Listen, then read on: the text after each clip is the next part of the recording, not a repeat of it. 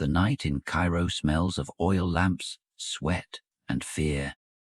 On the flat rooftops, tens of thousands of lamps are lit, turning the city by the Nile into a sea of artificial light amidst the desert darkness. The trembling flames illuminate narrow alleys where merchants whisper bargains. Guards pull their cloaks tighter against the night wind, and commoners bow their heads when the name of one man is mentioned softly, Al-Hakim. He is the Caliph of the Fatimid Dynasty, the king of Cairo. But in the eyes of the populace, he resembles a ghost more than a human being. This morning he might order the taverns closed, ban a specific dish, or force women to stay indoors. Tomorrow he might suddenly change his mind. One decree, one sentence, and an entire neighborhood can turn from boisterous to deathly silent. This city lives on wheat, gold, and maritime trade. But when night falls, what feeds it is the fear of the unpredictable mood of a king whom many whisperingly call the divine madman. Then comes a night when the palace gates open in silence. No escort, no display of power, just a man clad in a dark cloak, riding a small donkey, venturing into the darkness toward the mountain range. The guards let him pass.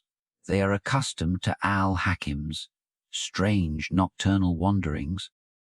But the next morning, when the red sun rises over the Nile, he does not return. There is no procession, no funeral, no body. Only ragged clothes found on the mountainside and countless rumors.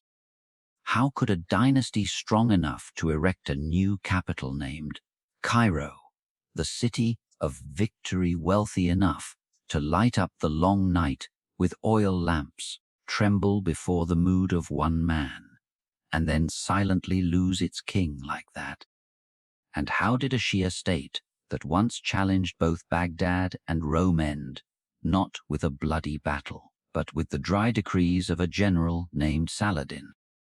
In this journey, we will go back 300 years from that night Cairo lost its king, to see how the Fatimids rose from the shadows, how they blazed at the pinnacle of power, and why they were swallowed by history to the point that the dynasty's name has nearly vanished, while the city they built remains bustling to this day.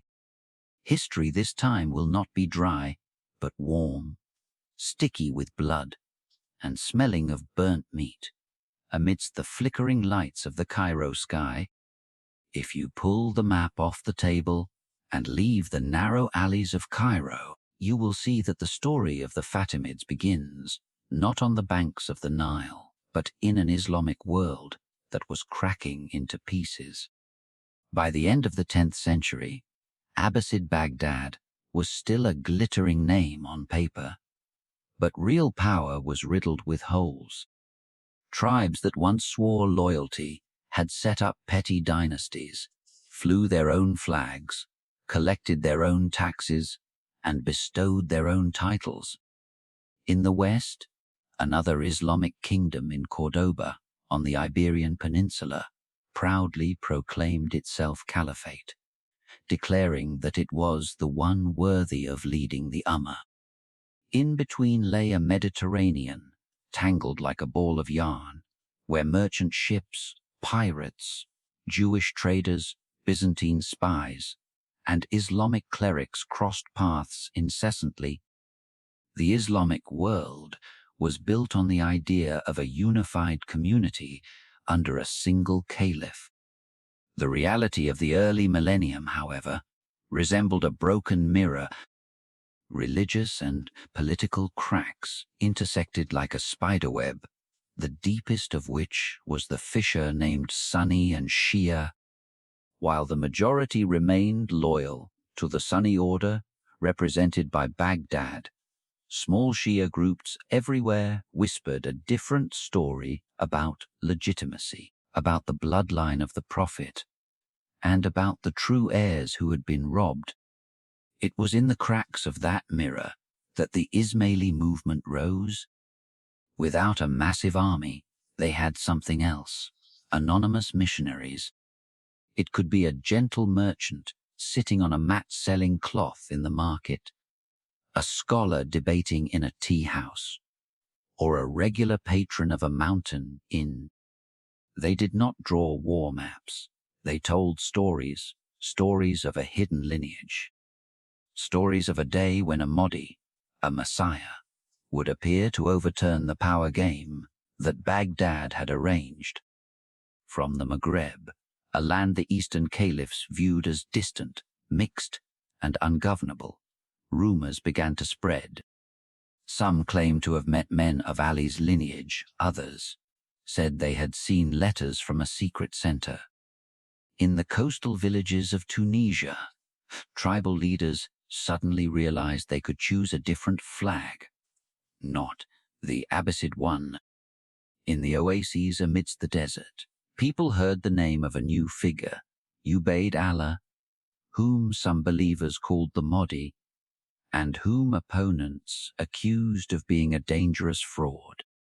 When Cairo did not yet exist, when al-Hakim was not yet born to make the city tremble, the Fatimid Dynasty was germinating in market conversations, in secret handwritten letters, and in the hatred for foreign tax collectors from the East.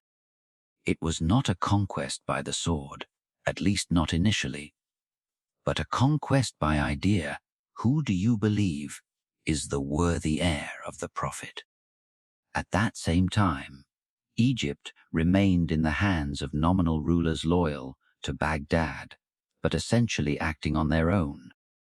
The land along the Nile was still the granary of the world, a transit station for wheat, gold, and spices.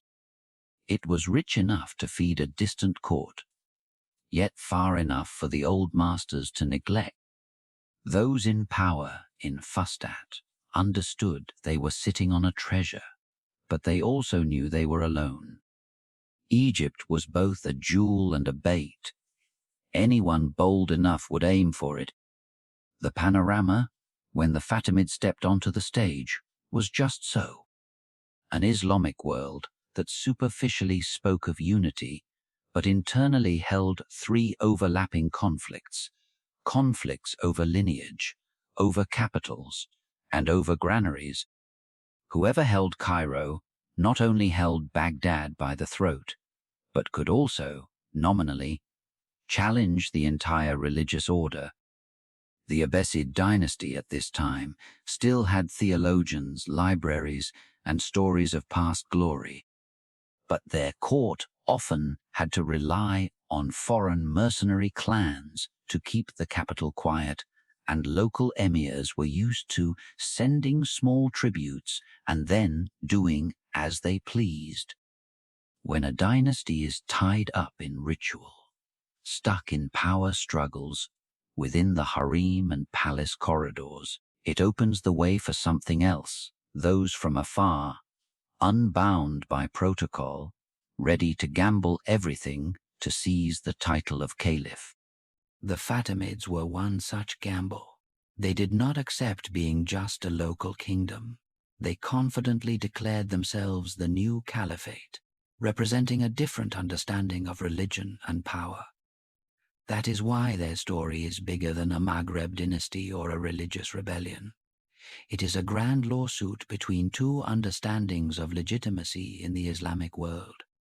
Throughout this video, we will not just follow a dynasty being born, growing up, and dying. We will walk through three layers of questions. First, how could an underground movement based on a few hundred or thousand scattered believers turn into an empire that captured Egypt, erected Cairo, built Al-Azhar, and controlled the most critical trade routes of the time? Second, why did the very tools they used to climb to the top mercenary armies, powerful viziers, propaganda networks eventually turn around to bite the owners' throats?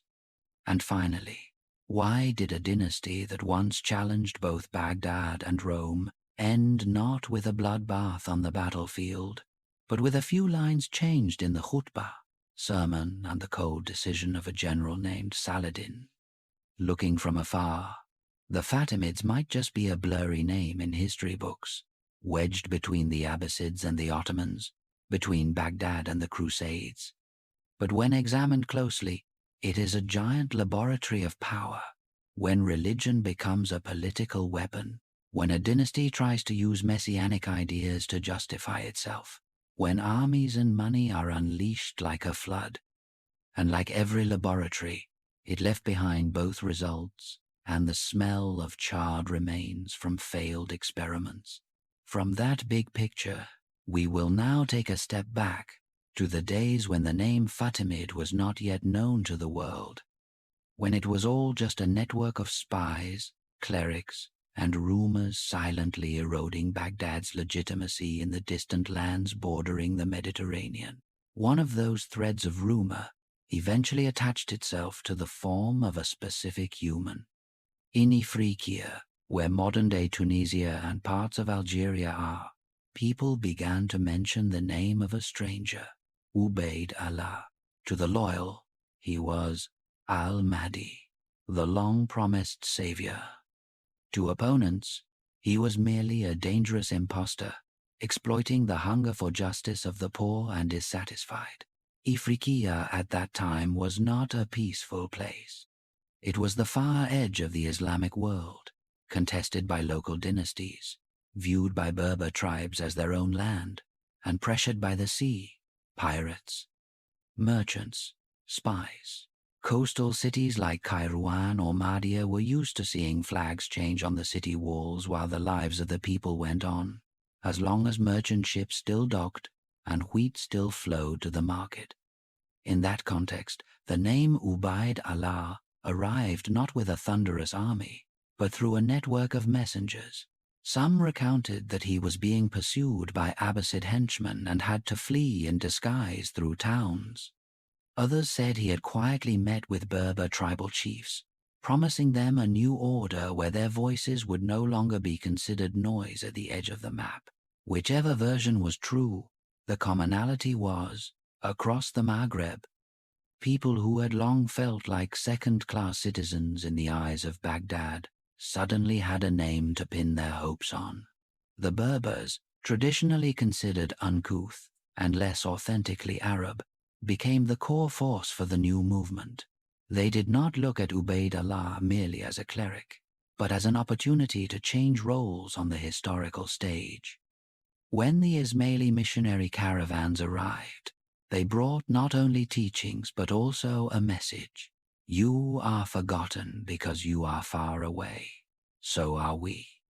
Let us build a new center in the West together, so we don't have to look up to Baghdad forever. A dynasty does not begin with a coronation, but from the moment enough people decide to believe in the same story over other stories. In the Maghreb, the Abbasid story was old, a distant court, speaking much of religious justice, but letting local tax collectors exploit, letting roads decay, letting tribes fight. The Fatimid story was new, a caliph from the lineage of Ali, appearing at the edge of the map, promising to correct the scales and restore honor to those looked down upon. When Ubayd Allah finally appeared publicly and proclaimed himself caliph, it was both a religious act and a political punch, straight to Baghdad's face. The Abbasids lost not only a tax-paying region but also their monopoly on legitimacy. From now on, the Islamic world no longer had just one caliph in Baghdad and a few rebels, but two capitals declaring themselves the center of righteousness. One on the banks of the Tigris, one in the windswept Maghreb. The first Fatimid court was set up not amidst the Egyptian pyramids, but in a modest palace in Raqqada and then Mahdia, looking out to the sea. There, a new court practiced speaking the language of power, taxes, minted coins bearing the new caliph's name, ambassadors, letters to tribes, appeals to more distant regions. The Fatimid Caliph issued decrees, minted currency with his titles, established a bureaucracy, and most importantly, continued to nurture the Ismaili network, the invisible heart of the dynasty.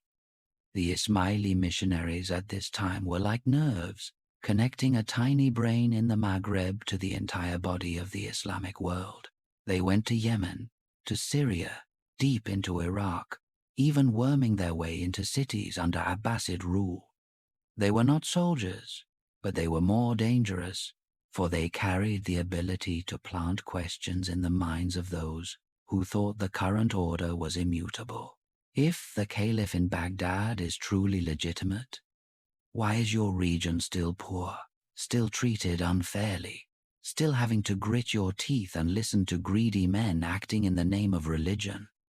Meanwhile, the Fatimid court in Ifriqiya also had to face a harsh truth. A caliphate cannot survive on ideals alone. It needs money, grain, merchant ships, seaports. The Maghreb gave them loyal tribes and a strategic position, but it did not give them what Baghdad had, a massive, stable granary. Increasingly, their gaze was drawn eastward, along the coast, stopping at a green strip stretching amidst the desert. Egypt, under nominal rulers loyal to the Abbasids, looked like a rich shop owner who couldn't afford a safe. The Nile rose regularly, leaving behind silt and wheat. Ships from the Red Sea carried incense, silk, and spices. Merchants passed through here to enter the Mediterranean, but the ruling court was weak, divided, and factional. They sent tribute to Baghdad, but they also knew that if Baghdad weakened just a little more, no one would come to save them when others bared their fangs. The Fatimids saw two things in Egypt: an economic solution and a symbolic springboard. Everyone knew that whoever held the granary of the Nile would have a voice at the regional table. But there was something deeper. Whoever held Egypt could declare that they were no longer a dynasty at the edge of the map, but a new axis, a new pole for the entire Mediterranean, a direct counterweight to Baghdad and any other Islamic capital. The question was no longer should we look to Egypt, but when and how. And this is the point where the Fatimid story shifts from the shadows of propaganda to the glaring light of war. From a network of spies, they had to learn how to maneuver armies, appoint generals, and face cities with high walls and deep moats. That was also when another name stepped onto the stage: Jawar, a man who was once a military slave, who became the architect for the greatest leap in Fatimid history. But before Jawar's sword-bearing armies saw the waters of the Nile, something else was silently happening. The image of the Baghdad Caliph in the eyes of many Muslims was no longer the shadow of a spiritual guide, but resembled a distant king, surrounded by officials looking out for their own pockets. Meanwhile, the Fatimid promise, though perhaps embellished, struck a chord: a new young dynasty from the edge of the map, bringing the story that the forgotten ones can also become the center.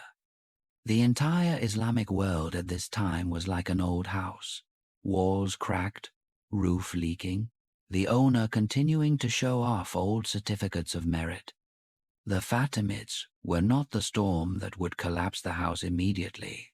They were the poor neighbors from years ago who suddenly had money, friends, and quietly bought the land out back. When they decided to open the gate, walk around and knock straight on Egypt's door, it was not just a war, but a declaration. We no longer want to just sit at the edge. We want to redraw the map. From market conversations in the Maghreb to the decision to look toward the Nile lands, the Fatimids had passed through the phase of secret genesis. They were no longer the long shadow of an Ismaili sect whispering of salvation, but began to become a dynasty with territory, cities, and armies.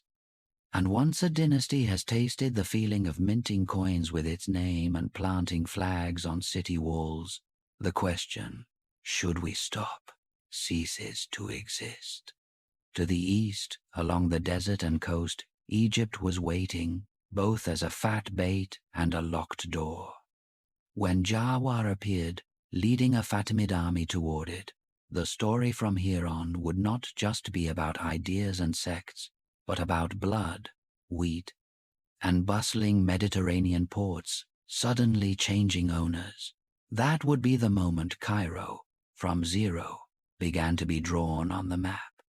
When Jawar led his troops out of the Maghreb, he did not carry a wealthy empire, only a promise and a very practical reason. If the Fatimids did not seize a richer land, the dynasty would suffocate at the edge of the map. In the desert, his army looked not much different from any other nomadic army. Dust, sweat, the sound of camels snorting, flags that mostly held meaning only to those who carried them. But in Jawar's mind, Egypt was not just a target, but the key to turning a religious movement into a proper caliphate. Egypt at that time belonged to rulers who were nominally loyal servants of the Abbasids, but in reality were petty kings. The court in Fustat was used to taking orders from Baghdad on paper, then doing things their own way in practice. They knew Baghdad was weak, but they also knew they were sandwiched between the desert and the sea. They were rich, but lonely. And loneliness in politics is sometimes more dangerous than poverty. Jawar understood that very well. When he moved his army close to Egypt, he prepared not only battle formations but also letters, contact, and promises to officials and generals who were tired of their old masters. The door to Egypt, therefore, did not open with the sound of cannon fire, but with the quiet creak of hinges long unoiled. Some outposts surrendered, some generals chose to stand aside and watch, some traded submission for new titles under the Fatimid reign. When the Fatimid army entered Fustat, there was no scene of the city burning in a sea of fire, but a strange layer of atmosphere. The townspeople looked at the new flags, heard the prayers that were still in Arabic, still in the name of God, but changed in a small yet massive detail. The name of the caliph recited was no longer the one in Baghdad, but one whom many had never heard of. For the people, the immediate priority was whether the wheat was still there, whether trade could continue. For Jawar, this was a historic moment.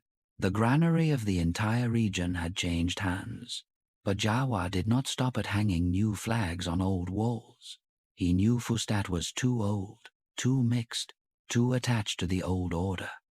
If the Fatimids wanted to announce to the entire Islamic world that they were the new center, they needed a new stage. So, north of Fustat, on a barren patch of land, amidst the sounds of donkeys and hammers, a city began to be drawn. The name chosen was not humble at all: Al-Qahira, the city of victory. Traditional stories tell that when Jawar's astrologers looked at the sky, they saw Mars, the planet of war, in a strong position, and they decided to use that image to name the city. The legend may be embellished, but the important point is, this was not just a new residential area, but a manifesto. If Baghdad prided itself on being the golden cradle of the Abbasids, the Fatimids now had a capital minted from the desert to look straight east and say, "We too are the Caliph." Al-Qahira initially was not the giant Cairo of later times. It was a zone of fortifications and palaces, a fortress for the new court. Jawar built high walls, strong gates, and straight roads connecting military quarters with the future caliph's mansions. The old city of Fustat and the neighborhoods around the Nile remained where commoners lived, traded, and raised families. Al-Qahira, at this moment, was like a political island lying beside the sea of Egyptian life. In the center of that island, Jawar reserved space for two things: palaces and a mosque. Two palaces, facing each other, formed a complex of power where the caliph and his family would live in a world separated from the crowds. And nearby, another structure began to rise, with domes and courtyards, gradually bearing the name that would resonate for 1,000 years, Al-Azhar. When the first bricks of Al-Azhar were laid, the designers were not thinking it would be the famous Sunni school of later times. They thought of the very practical needs of the new dynasty. The Fatimids needed a center to train Ismaili scholars, a place to explain doctrine, to send out missionaries, to build an intellectual class loyal to their caliph. Al-Azhar, in its initial concept, was a propaganda tool wrapped in the form of a mosque and school. It was the dynasty's loudspeaker, only this loudspeaker was built of stone and time. In the early years under Jawar and the new caliph, Fatimid Egypt was like a machine just reassembled. The tax collection system was adjusted to fit the needs of the court in Al-Qahira. The granaries along the Nile were more strictly controlled, because now wheat fed not only Egyptians but the ambition of a caliphate wanting to radiate across the Mediterranean. Seaports were fortified, merchant ships protected in exchange for fees and political loyalty. In the markets of the new Cairo, people began to see faces different from the locals. Merchants from the Maghreb, Jews bringing extensive trade networks, Eastern Christians seeking refuge under the shadow of a pragmatic Shia court, as long as they paid their taxes. The new empire, though bearing a very clear religious color, still understood an old truth. Money has no smell, but it has a very loud voice. Accompanying prosperity was a new kind of fragility. When Egypt was an Abbasid province, it belonged to a wider order, even if that order was rotting. When it became the center of a separate caliphate, Egypt carried the ambition of the entire Fatimid cause on its shoulders. If the Nile rose in season, the rice was good, and the granaries full. The dynasty could scatter gold to buy the loyalty of the army, the cities, and adventurers ready to place bets. If the water did not come, or came off rhythm, the cracks would appear very quickly. For the common people, the first changes perhaps did not bear the names Sunni or Shia, but very simple names. Are taxes heavier? Are roads repaired? Are markets safer? But above that life, an invisible competition continued. In Baghdad, chroniclers were certainly unhappy to have to accept on paper that there was now another caliph, claiming the title in the West. Speeches, theological texts, arguments in mosques, the language might be flowery and different, but the general question was only one: who has the right to speak for God in the matter of ruling men? The Fatimids, by planting their flag on Egyptian soil and erecting Al-Qahira, had won a crucial round in the game of symbols. From being just a coastal dynasty in the Maghreb, they now had a capital beside the pyramids, a granary, a trade network. They had what every caliphate needed, a city that the world had to mention with awe, just as people once mentioned Baghdad. But in the heart of the newly built Al-Qahira, beside the sparkling gates and mosques, the seeds of future tragedy were sown very early. To hold Egypt, the Fatimids needed a strong army. To have a strong army, they relied on different mercenary groups, from Berbers to Turks, to black soldiers from Sudan. Each group brought its own language, customs, and pride. When gold poured steadily, all was temporarily quiet. When gold became scarce, they would become a problem. In the barracks near the walls of Al-Qahira, you could hear Berber songs mixed with Turkish speech and the loud laughter of black soldiers. They wore the coats the court issued, ate rations from the granary, but each group had its own officers, leaders, and memories. Some considered themselves the caliph's right hand. Others considered themselves the vizier's men, not men of some abstract dynasty. On boring nights, when illicit wine was passed around, the question who really rules here could be spoken with all sorts of tones. Increasingly, The Fatimid Caliphs depended more on viziers and military commanders to keep Cairo and Egypt stable. A court with more rituals, heavier parades, and busier feasts needed others to do the dirty work. Those dirty work doers, from the role of tools, could easily become the ones holding a knife to the master's throat when the times changed. Below, the populace also began to feel the slight tremors that the court might not have seen, or deliberately chose not to see. A few years of the Nile arriving late, a few poor harvests, bread prices rising, and the curses in the market changed. The most mysterious curse in Egypt came not from sorcerers, but from mothers having to tear bread into small pieces for their children. Any caliph who cannot keep the Nile, the gods will also turn their backs on. When the economy was good, religious conflicts were covered by the grease of commerce. But whenever the economy wobbled, differences Sunni versus Shia, Muslim versus Christian, Arab versus Berber versus Sudanese had an excuse to surface. A brawl in the market between two men over the price of goods could quickly blow up into "that group insulted our faith." And when the army consisted entirely of great, disparate groups, each attached to a community, a vizier, or a high official, extinguishing these small fires was not always easy. In the palace, factional infighting around the caliph gradually became more complex than the trade map outside. Each soldier clan, each scholar group, each rising noble family had a candidate, an interest, a philosophy to justify their ambition. The court tried to maintain the image of a unified Shia bloc, but behind the velvet curtain, people whispered the names of those who really held power. A vizier with a private army, a naval commander controlling the ports, an official holding the keys to the granary. That is the paradox of the Fatimid Golden Age. Externally, Cairo shone like a jewel, where the Islamic world, Byzantium, and sub-Saharan Africa met. Internally, the strings of power were tangled like a spider web, just waiting for a strong tug to shake the whole net.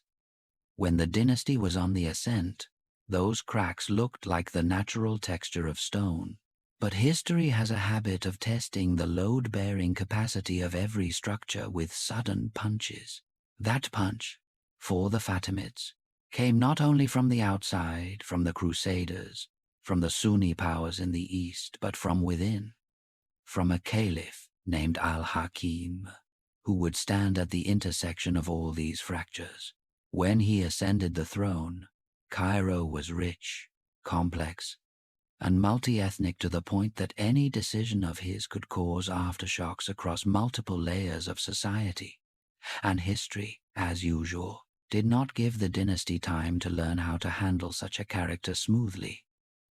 It simply threw him into the middle of the bright city, handed him the tools of power his ancestors had gathered for decades, then quietly stepped back, waiting to see what a human with an unusual personality would do with a machine stretched to its limit. Al-Hakim ascended the throne when Cairo was still drunk on victory, when everything the Fatimids built in Egypt was still new, shiny, and seemingly invulnerable.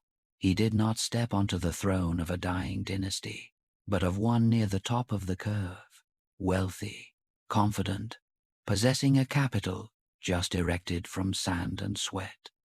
But amidst a smooth political machine, Al-Hakim himself was an oddly shaped cog. He was born in the palace of Cairo, unlike Ubayd Allah who had to flee through the Maghreb, nor like Jawar who had to walk across the desert. For Al-Hakim, the world upon opening his eyes was already high walls, bright lights, cheering crowds, endless rituals. The Fatimid throne, in the eyes of a boy, was perhaps not a destination, but a given fact, like the annual Nile flood, like the stone pillars in the palace courtyard. When his father died, he was very young, and the surrounding court quickly filled the void with experienced hands. In childhood, al-Hakim was surrounded by two things: excessive reverence and excessive surveillance. As the caliph's son, he was taught that he was the center of the entire political and religious universe. But as a green heir, he was also suspected, surrounded by people always ready to whisper about keeping this boy under control. To some in the palace, the boy was just a living seal for them to stamp on decrees they drafted themselves. It is not strange if a child growing up in that atmosphere develops an obsession with absolute power. When al-Hakim began to truly grasp power, he had something many predecessors did not: the memory of being looked down upon, led by the nose, treated like a puppet in the hands of regents. When given the chance, he reacted in an extreme way. If in the past everyone spoke for him, now he would speak to everyone himself, down to every street corner. Cairo soon realized the new caliph was different. Not just different because of his youth, but because he liked to be everywhere. It is told that he often rode a horse or donkey into the streets at night, passing through markets, eavesdropping on how the commoners spoke of him. To the people, it was both terrifying and fascinating. In many dynasties, the king's name is spoken in rituals, while the king's face is as distant as a star. With al-Hakim, the king might pass your vegetable stall, listening to you complain about the price of onions.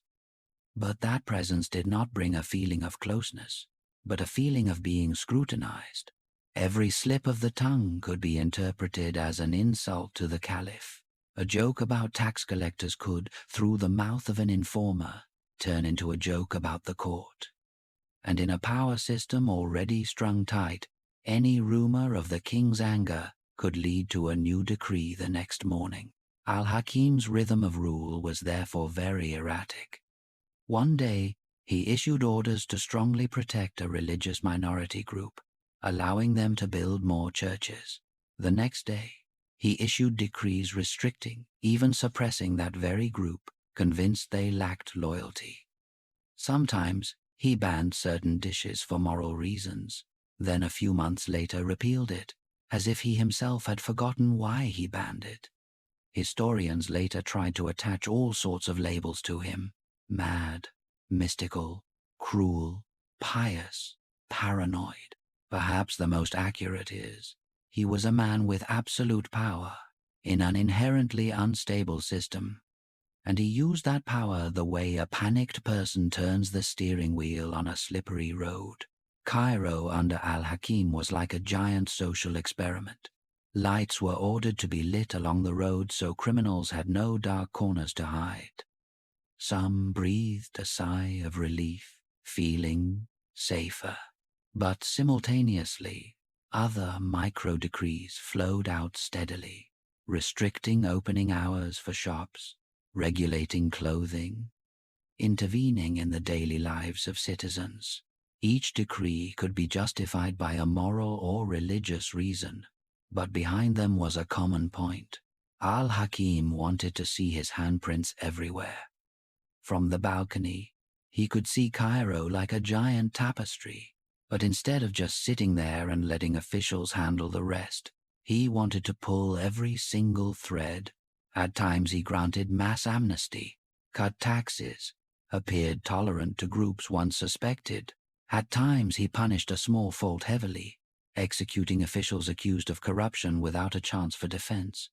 In that atmosphere, no one knew if they were living in a day of grace or a day of wrath until they heard the decree read.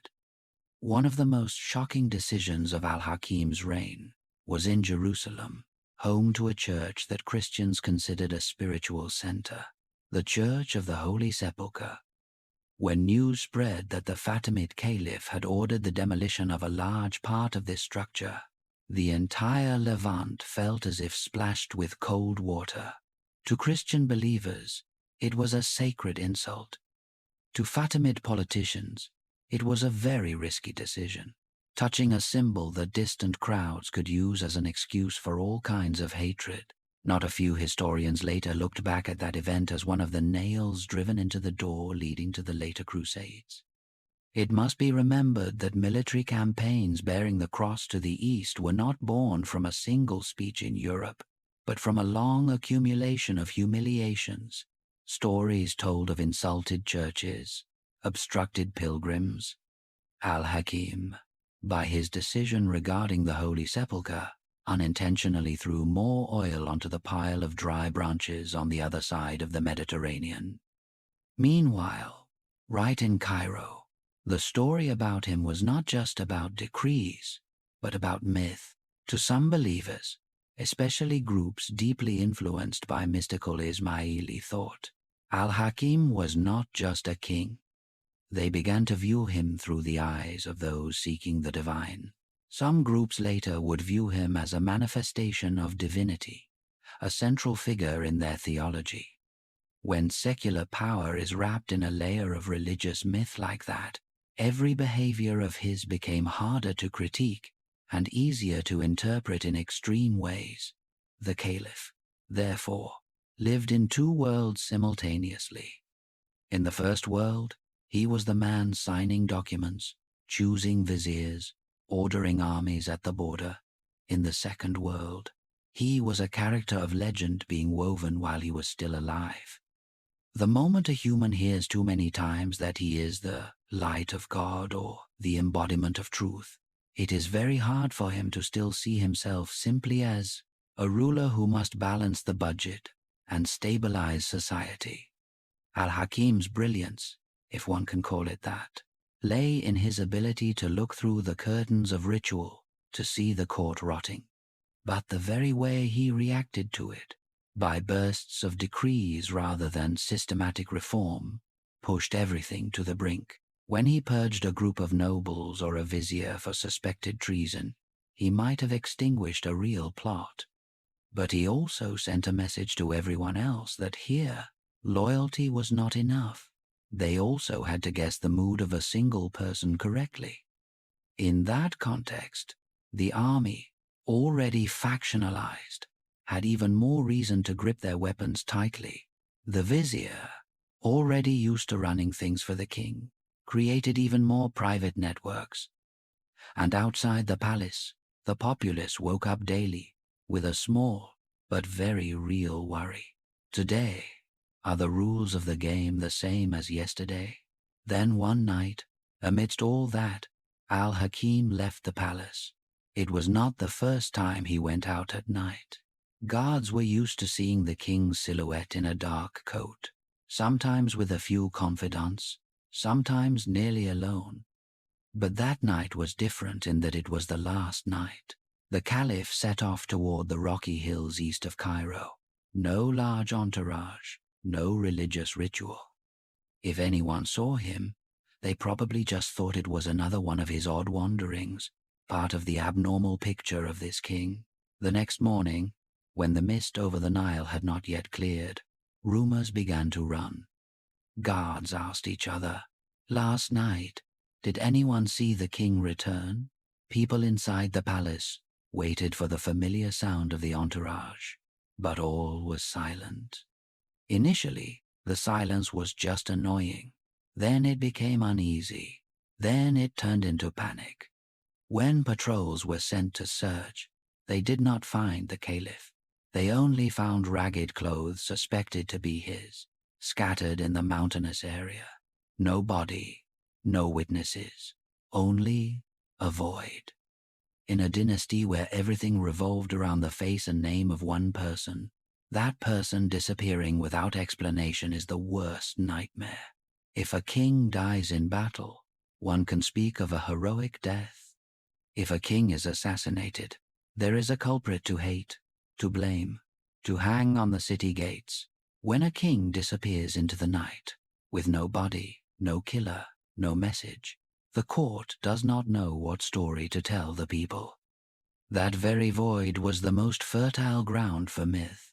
Some whispered that the king was killed by enemies, the body thrown somewhere not yet found. Some said he voluntarily left the world, went to the mountains to cultivate himself, and would return one day. More extreme groups believed he did not die, but merely withdrew from mortal eyes.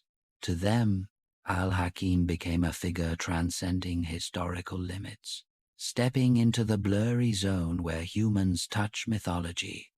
As for those who had to run the country, the story was less poetic. They had to find a way to keep Egypt standing while explaining to the populace that the dynasty still existed, even though the person at the apex of the triangle had vanished. They had to find a way to utilize or extinguish the myths blooming around Al-Hakim's name, depending on their interests. And they had to handle a naked truth that no power system wants to admit. The dynasty had let too much power and meaning concentrate in a single individual, to the point that when that individual vanished, everything wobbled. Al-Hakim's disappearance is one of the strangest moments in medieval Islamic history. It is like watching a grand play, with the main character occupying the entire stage. Then suddenly the lights cut out in the middle, and when they come back on, that character is gone. The set is still there, supporting actors are still there, props are still there, but both the audience and actors are confused, not knowing the next line. The Fatimids, from after that night, stepped entirely into a new phase. This was the phase where the Caliph, though still existing by name and bloodline, was gradually pushed to the back, ceding the stage to those who once stood in the shadows, viziers, army commanders, engineers of a new order, and they, not the caliphs, would be the ones truly deciding the fate of the dynasty in the following century. The problem is, once the knife has slipped from the king's hand into the hands of the vizier and the army, it is very hard to take back. These people will say they are only holding power for the dynasty, but history has a habit of leaning toward the one holding the sword. In Cairo, after Al-Hakim, you still hear prayers ringing from mosques, still see merchants crowding the markets, still see southern grain floating to the granaries. But if you ask who really rules here, increasingly, the answer mentions the caliph less, and mentions the name of a vizier of military slave origin more, who would suppress chaos with an iron hand and inadvertently place the dynasty on an irreversible trajectory. What Al-Hakim left behind was not just a few bizarre decrees and a destroyed church in Jerusalem. He left behind a dynasty accustomed to propping itself up by reflex, not by plan, a city accustomed to living in tremors, and a deep fissure between the nominal caliph and the reality of power. That fissure would be the place where names like Badr al-Jamali and then Saladin would place the blade of their lever, lift the whole dynasty up, turn it, and gently place it into the grave, needing almost no excessive bloodshed. The first name to emerge from the void Al-Hakim left was not a saint, but a man very good at dirty work, Badr al-Jamali. When the Fatimid court began to wobble after years of upheaval, Cairo was like a rich house that had just experienced an earthquake. The walls still stood, but the cracks were visible. Mercenary groups took turns seeing how much power they could pull. Every neighborhood heard rumors of coups, of new viziers rising and falling, famine, erratic, Nile floods, and border wars meant the granaries were never as full as before. In that state, the caliph nominally remained the center of the universe, but in reality, he was like a lamp blown by wind from all sides. Badr al-Jamali appeared in that context like a man called in to take out the trash, but bringing an iron broom. He was born in Armenia, initially a military slave, then gradually climbed the command ladder. His experience was not theological debate or writing decrees, but suppressing rebellions in unruly cities. The Fatimids, desperate because local viziers could not control Cairo, sent a letter inviting him from Syria. They hoped a hard hand would reconnect the fraying strings. Badr arrived in Egypt, not only with the title of general, but with a private army, Armenians loyal to him first, the court second. Just setting foot in Cairo, he saw something many in the court had tried to hide. The army was no longer a tool, but a chaotic orchestra, where everyone blew their horn to their own tune. If a ruthless conductor wasn't chosen, the symphony would turn into noise, leading to total civil war. He began by clearing the stage. Commanders suspected of treason, officials skimming off the top, those exploiting the power vacuum to build private networks. Many of them disappeared from breakfast, even from record books. History records Badr al-Jamali's time with simple sentences. He re-established order. He suppressed unrest.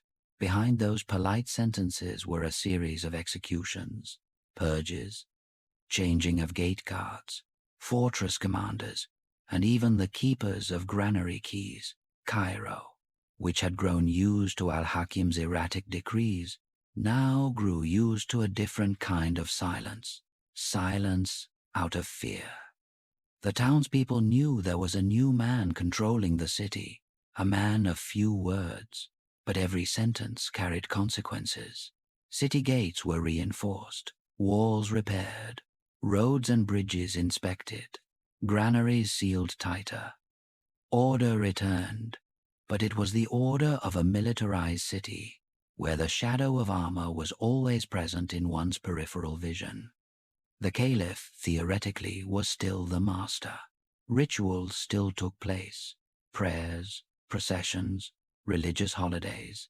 The caliph's name was still read in the khutbah. His image still appeared in audiences. But between the lines, a new truth was written in invisible ink. Without Badr's signature, papers went nowhere. If Badr didn't nod, the army didn't move. If he didn't like an official, the caliph could rarely protect that person. It can be said that Badr saved the Fatimid Dynasty from an immediate collapse. Without his series of tough decisions, Cairo could have been torn to pieces by military factions. Egypt could have fallen to some group and separated entirely from the caliphate. But like every military savior, the price he charged was not cheap. Real power snapped out of the caliph's hand and sat firmly in the hand of a slave-origin vizier. At the lower level, commoners cared little about who signed decrees, as long as bread became cheaper and the market didn't see bloodshed every week. Simultaneously, they felt very clearly that the air had changed. It was no longer the Cairo of lively theological debates in the courtyard of Al-Azhar, of arguments over who was the true heir of the Prophet. This was the Cairo of patrols in armor marching in step, of newly built walls getting thicker, of gates slamming shut as soon as there was a rumor of unrest. The military orchestra was retuned by Badr Berber. Turkish, Sudanese, Armenian soldiers were arranged, divided into sectors, forced to follow a unified command system. But the essence did not change. It was still an army with fractured loyalty. They listened temporarily because Badr was the only one who could guarantee wages, war booty, and protection. If someone else later offered a more attractive promise, the scale could tip again. Around the same time, nature began to test the dynasty in a way more cruel than palace intrigues. Some years, the Nile did not return on schedule. Low water levels meant the land lacked moisture. Harvests failed. Famine crept into small alleys, then spilled into the markets, then glued itself to the granary doors. People told of those years with dark images, corpses lying by the roadside, wild dogs growling and dragging them away, bread becoming a luxury. In an empire living by the river, a fickle river could kill more people than war. Those failed flood seasons, added to border wars and costs for the army, eroded the treasury. When the treasury thinned, the tacit agreements between court and army became hard to keep. Instead of distributing money, the court was forced to allow soldiers to fend for themselves, partially, meaning collecting extra from the populace, seizing land, dipping hands into trade. Each time this happened, a new layer of power sprouted. not through official channels, but from the combination of force and desperation. After Badr al-Jamali, his son al-Afdal continued to hold the role of vizier. As if this position had turned into a dynasty within a dynasty, the caliph was still born, crowned, praised as God's shadow on earth, but everyone knew the road to every decision, large or small, had to pass through the vizier's room. The Fatimids, formally, were still a caliphate. Substantively, it became a state of armed viziers. If we place this image next to the image of Baghdad at the same time, we see a frighteningly repetitive motif. There, local emirs and generals held real power. The caliph was just a spiritual symbol. In Cairo, that model was repeated with Shia colors. History seemed to be playing a game of copy-paste. Every time a dynasty concentrated too much power in the hands of one individual, then let the bureaucracy and army bloat, a Badr of some sort would appear, saving it by making it accept that the king statue was now just an ornament. While the court was busy maintaining internal balance, the northern horizon began to show other signs. In Anatolia and Syria, the Seljuks and other Sunni powers were rising, rippling with declarations of protecting orthodoxy, protecting order against heresy. To them, the Shia Fatimids in Cairo were not just political rivals, but religious rivals.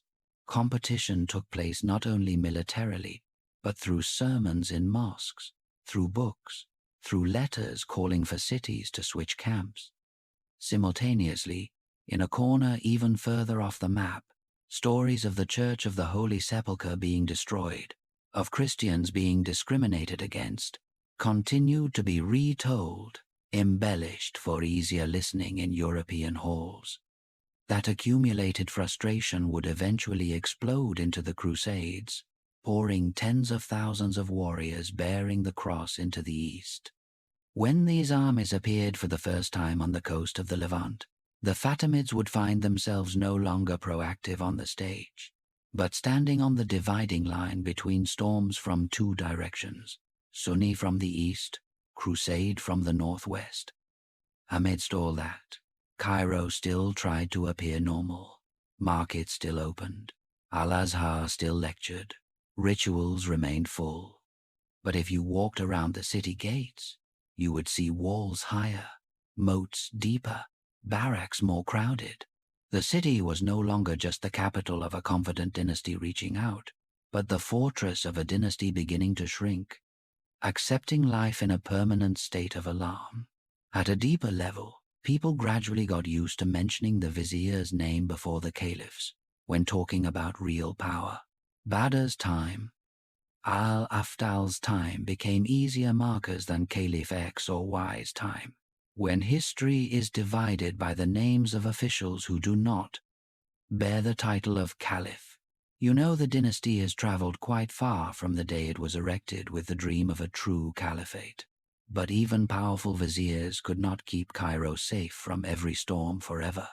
When the Crusades hit the Levant, Jerusalem, the city where al-Hakim once left a deep wound, would become the point of contention between Fatimids, Seljuks, and then knights bearing the cross.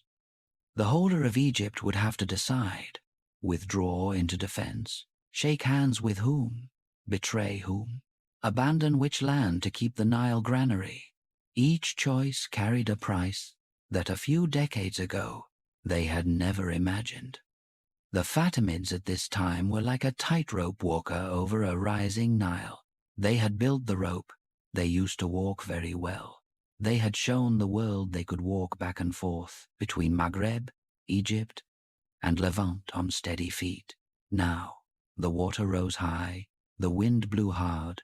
New audiences, Seljuks, Crusaders had arrived. And in hand, the balance pole was no longer held by a caliph with theological dreams, but by viziers, generals, people calculating in troop numbers, boat numbers, wheat sacks. But before Saladin stepped into Cairo, the Fatimids had to endure a series of additional punches. this time coming from those wearing iron coats with crosses on their chests. Rumors of strange armies from the west coming to the Middle East began to seep into the tea houses and ports of the Levant from the end of the 11th century. At first, they sounded more like scare stories than news. People spoke of blonde knights, shining armor, bearing crosses, marching as pilgrims while holding swords. For the Fatimids in Cairo, the worry at that time lay elsewhere. Their direct opponent in the Levant region was Sunni powers like the Seljuks, not these people from afar who didn't fully understand what complex land they were stepping into. There is an ironic moment that historians love to recall. Just shortly before the Crusaders took Jerusalem in 1099, the Fatimids themselves took advantage of the Seljuks' confusion to recapture this city. In Cairo's eyes, it was a wise move, reclaiming a sacred symbol while gaining an advantage over the Sunni rival. But they underestimated the wave that was coming. When the armies bearing the cross spilled down, they didn't distinguish carefully between who was Shia, who was Sunni, between who had just retaken the city from Seljuk hands. They saw an Islamic Jerusalem, and they took it with a storm of blood. News of the massacre of 1099 fell into Cairo like a stone, into a lake already full of waves. People retold scenes of crusaders slaughtering in the city until blood reached horses' necks, of mosques, churches, streets flooded with bodies. The level of exaggeration in the stories might vary, but the common emotion was humiliation. The Fatimids had lost Jerusalem to those from another world, right after trying to wrest it from a Sunni rival. This was no longer an internal game between caliphates, but the intrusion of a new language of violence. The Fatimids reacted by throwing troops out to counterattack. The Battle of Ascalon played out as a desperate attempt to prove Cairo still had teeth. Armies from Egypt advanced to confront the Crusader forces, swords and spears clashing by the sea. But despite moments of bravery, the Fatimids did not regain Jerusalem. The Levant was gradually cut into slices of Crusader kingdoms, like a serrated cut into the land the Fatimids once dreamed of controlling. From that point, Cairo's strategy shifted from attack to living with the wound.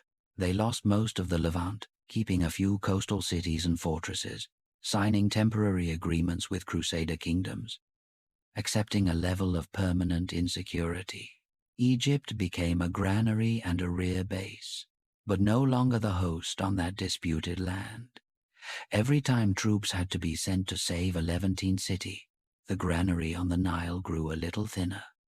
Meanwhile, to the northeast, Sunni powers like the Zengids and Nur al-Din in Syria began looking at Egypt with different eyes.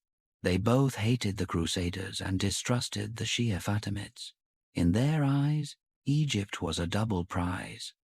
If captured, they would cut the Crusader logistics line, end a detestable Shia rival, and seize the Nile granary. From here, Egypt was not just a target for one side, but bait for two packs of wolves. The years in the mid-12th century, therefore, were a persistent nightmare for the Fatimid interior. Internally, the court was still the stage of viziers, of soldier groups. Externally, the spearhead of the Crusaders sometimes pointed at Sinai, while the greedy gaze of Nur al-Din from Damascus tracked every weak sign from Cairo. If the dynasty were still in its prime, they might have turned the danger into opportunity, playing the game of balancing two sides. But this was an old, tired Fatimid, used to asking the vizier to solve everything for them. In that context, a character named Shawar emerged in Egyptian internal politics. He was a clever, glib vizier, but ambitious and reckless. Initially, Shawar held power like any other vizier, using his army and connections with soldier clans to control the young caliph in Cairo. But power in a crumbling dynasty never stands still. A rival, Dergam, overthrew him, pushing him out of Cairo. Shawar, instead of accepting defeat, decided to do what every dynasty fears most: invite outsiders into the house. He ran to Damascus, kneeling at the feet of Nur al-Din, asking for help. In return, he promised to place Egypt under Syrian influence. For Nur al-Din, this was a golden opportunity. He sent an army commanded by General Shirkuh, bringing along a nephew who looked quite quiet at the time, Saladin, down to the south.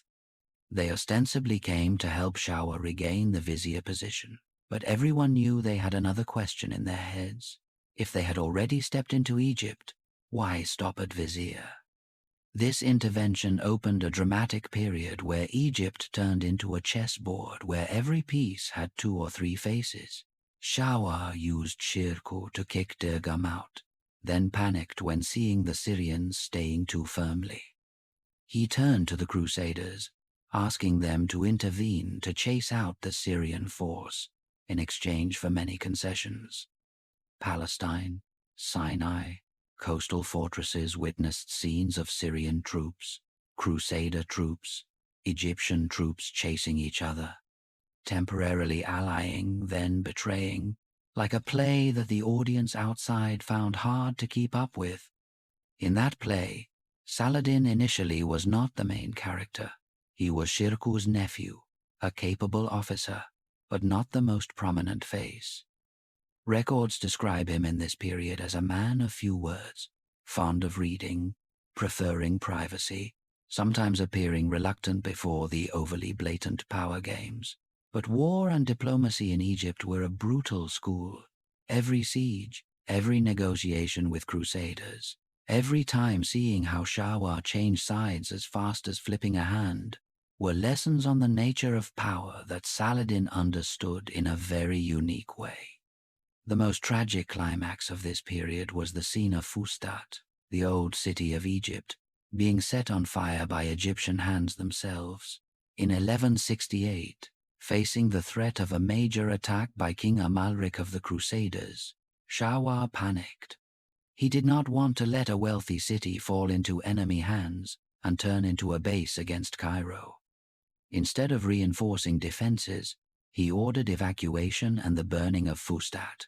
For days, fire swallowed houses, markets, mosques, temples. Black smoke rose to the sky, reflecting on the river surface, as a declaration that the dynasty was ready to self-amputate a part of its body to keep the rest. For the common people, that was an unforgettable memory. They saw their homes burn, goods vanish, streets once crowded turn to ash. Egypt, once the region's granary, witnessed one of its key cities incinerated not by the enemy, but by the vizier's order. If one wants to find an image symbolizing the final phase of the Fatimids, that scene is a heavyweight candidate, a dynasty burning its own history to buy a few more years of life. Shirkuh finally prevailed in that vortex of alliance and betrayal. He killed Shah, personally becoming the vizier of the Fatimid Caliph. But destiny turned another way. Just a few months later, Shirkuh died suddenly. The power vacuum opened once again, and this time many eyes looked at his quiet nephew. In a twist that perhaps even he did not expect, Saladin was appointed vizier of Egypt. That moment, if frozen, would show a very strange power diagram. Nominally, Egypt still belonged to the Fatimid Caliph, a sickly young man named Al-Adid, surrounded by Shia nobility, Ismaili priests, people who had lived off this dynasty for generations. Additionally, Egypt now had a Kurdish Sunni vizier, representing Nur al-Din's influence in Syria. Surrounding them were soldier clans, each group loyal to a different purse and memory. And outside Egypt, King Amalric of Jerusalem still dreamed of reinvasion, while Nur al-Din wanted to make sure his man in Cairo didn't betray him. Saladin, sandwiched between all those forces, chose a strategy different from Shah. He didn't switch sides chaotically. He began to do what few had the patience to do: Build slowly. Before Caliph Al-Adid, he showed respect, kept rituals, did not touch Shia symbols directly. Before Syrian officers, he kept relations, reminding them he was still Nur al-Din's man. But in the shadows, he gradually dismantled the pillars of the Fatimid house. He started by changing the legal and religious apparatus. Shia Qadis were gradually replaced by Sunni Qadis. Ismaili missionaries had their activities restricted. Budgets for the old propaganda system were cut. Every position in the army he filled with his own men, people who knew their future was tied to Saladin, not to the Fatimid dynasty everyone felt was gasping for air. Meanwhile, for the common people, he tried to do simple but important things: reduce taxes, stabilize food prices, reassure the markets after years of burning and looting. Saladin's talent was that he understood the danger of any overly blatant action. If he overthrew the caliph immediately, the old loyalist groups would resist. Nur al-Din might suspect he was just building a private empire. Crusaders would exploit the chaos. So, he let Al-Adid sit on the throne, organized full rituals, maintained the Shia face of the court, while underneath, the system gradually transformed into Sunni, pro-Abbasid, pro-Syrian. When Nur al-Din died, Saladin's role became even more complex. He was no longer a dependent general, but the man holding Egypt, having an army, having a granary, having experience dealing with crusaders. In a moment, the Islamic world looked up and realized the scale had tipped. The center of anti-crusader resistance no longer lay just in Damascus, but was shifting toward Cairo, where a Sunni vizier was running a Shia caliphate like a hollowed-out tree trunk. The decision to end the Fatimid dynasty was therefore not a whim, but the result of years of preparation. In 1171, when Al-Adid was gravely ill, almost no longer capable of interfering in state affairs, Saladin understood the time had come. He did not march troops into the palace, did not execute en masse, did not stage a show trial. He only did one seemingly small thing that was terrible, symbolically, in the Friday prayer in Cairo. The name of the Abbasid Caliph in Baghdad was read in the khutbah, replacing the Fatimid Caliph's name. To outsiders, it was a change in a few sentences. To an entire dynasty, it was cutting the breathing tube. For over 200 years, Fatimid legitimacy was based on their caliph's name being read in prayers, on money, in documents.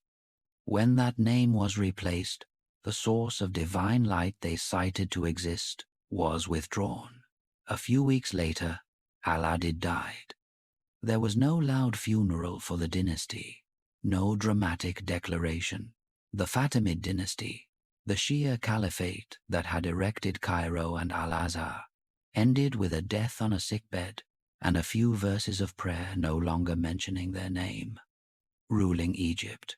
From then on, Saladin no longer used the title of vizier of an old dynasty, but became the initiator of the Ayyubid dynasty. Egypt turned from Shia back to Sunni. Al-Azhar, the Ismaili propaganda school of old, gradually became a Sunni academic center, then, over centuries, became the name anyone speaking of Islam would know. Fatimid structures, city gates, mosques, neighborhoods they built, still stood there. But the story told about who ordered their construction was replaced by new stories about later kings and generals. If you walk in modern Cairo and look up at some ancient city gates, you will still see Fatimid traces, grey stones, round towers, arches that once witnessed the Caliph's army pass, then the vizier's army, then Saladin's army. Inside, in the old quarters, some mosques still bear the architectural style of that time, with courtyards, pillars, fountains. People praying today might not know or care that where they stand was once the heart of a Shia caliphate erased by history. In distant mountain regions, in the Druze community or some Ismaili groups, the name al-Hakim is still occasionally mentioned, not as a disordered caliph, but as a mystical figure.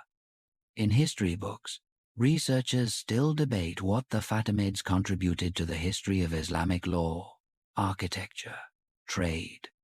But to most of the world, this dynasty is just a middle segment, obscured by the shadow of the Abbasids before and Saladin after.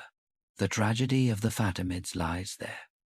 They erected a new capital, a new school, a new caliphate model, challenging the old order, then were swallowed by the very tools they used: the army, the vizier, the religious promise. They tasted every flavor, from the eagerness of Ubayd Allah's fugitive days in Maghreb, to the intoxication of victory when Jawah entered Egypt, to the golden glow of Cairo markets, to the panic of the night al-Hakim vanished, to the smell of smoke from burning Fustat, to the silence when their caliph's name disappeared from prayer. When looking back, the storyteller might ask a very simple question. What kills a dynasty first? Wrong doctrine, weak legitimacy, greed, or just the weary law of time? The answer, if there is one, lies somewhere between the details. A secret religious movement becomes an empire, then becomes an aging court, then a blurred shadow behind generals, a city built to challenge Baghdad, then becoming a stage for others to perform. A caliph confident he was the true heir, then replaced by just a few words in a prayer session. Cairo today still lives, still noisy, still smells of oil lamps, sweat, vehicle exhaust, spices. Al-Azhar still teaches, still produces generations of scholars debating religion, law, the world. But if you stand in a quiet corner of the old quarter, leaning against a stone wall from Fatimid times, listening very closely, you might imagine the footsteps of those who turned this place into their capital, the whisper of a young caliph afraid of being turned into a puppet, the sigh of a slave-origin vizier, understanding he was keeping a dynasty alive for a few more years. The history of the Fatimids, told in the end, is a story of how humans use faith to build power, then use power to bend faith, and finally are crushed by both. It is a story very fitting for the spirit of every saga about dynasties. Glory beginning with an idea, brilliance thanks to blood and gold, then ending in silence, while stone, river, and city continue to exist, as if nothing special had happened,